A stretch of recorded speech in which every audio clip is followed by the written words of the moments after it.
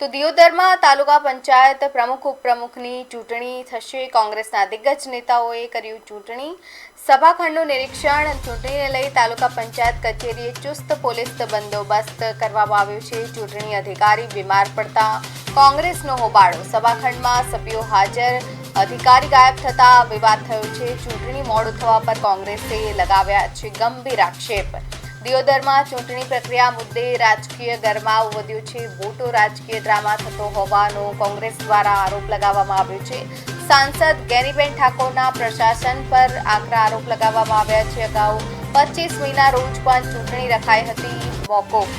લોકશાહીનું ચીરહરણ થયું છે તેવું નિવેદન ગેનીબેન ઠાકોરે આપ્યું છે। મોટો રાજકીય ડ્રામા થતો હોવાનો કોંગ્રેસનો આરોપ છે। સાંસદ ગેનીબેન ઠાકોરના પ્રશાસન પર આરોપ લગાવવામાં આવ્યા છે।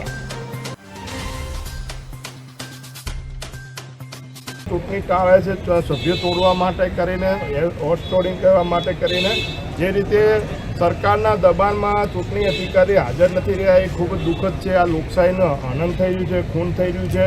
અમારા કાર્યકરો પર ખોટી ફરિયાદો થઈ, જેટલા પણ અત્યાચાર કરવા હોય એટલા કરે, પણ અમે 3 વાગ્યા સુધી સભા ખંડમાં અમારા સભ્યો બેઠા છે। એક બેનને ડિલિવરી છે, આજે 27 તારીખ આપેલી છે, તબિયત સારી નથી, ત્યારે આજે નીચે પથારી રાખીને અત્યારે અહીંયા સભાખંડમાં જ્યારે ડૉક્ટરોને નિગરાનીમાં રહેવું પડે, આથી મોટું કયું દુઃખ હોય।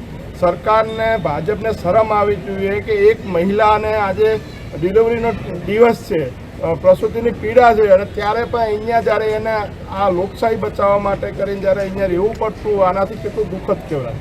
કદાચ ચૂંટણી અધિકારી બેન જેટલા બીમાર નથી, તેમ છતાં આજે નાટક કરીને ગેરહાજર રહ્યા છે। દુઃખદ છે લોકશાહીનું ખૂન। તો મારે વહીવટી તંત્રને, કલેક્ટરને, ચૂંટણી અધિકારીને કહેવું છે કે હવે તમે ભાજપનો ખેસ પહેરી લો અને ઘડતા 2 સભ્યો, એક પ્રાંત અધિકારી સભ્ય થઈને બેહે અને એક કલેક્ટર થઈને સભ્ય બેહે કે અમે ભાજપના 2 સભ્યો છીએ અને બહુમતી થઈ જાય। અને એવું ના થાય તો તમે તમારી રીતે પ્રોસિડિંગ લખી અને ભાજપનો પ્રમુખને ઉપપ્રમુખ જાહેર કરી દો। તમારે હવે તમે બ્યુરોક્રેસી નથી, તમે ભારતીય જનતા પાર્ટીના દલાલ છો, તમે ભારતીય જનતા પાર્ટીના પટ્ટાવાળા છો, ભારતીય જનતા પાર્ટીના સભ્ય છો અને ભારતીય જનતા પાર્ટીના એક ચૂંટાયેલો પદાધિકારી નહીં પણ એક સામાન્ય ઓલો હોય એ પ્રમાણેનું તમારું વર્તન છે। એટલે તમારું એક અધિકારી તરીકે એક ડેમોક્રેસીને બંધારણીય પ્રમાણે જવાબદારી જે અધિકારીઓની થાય છે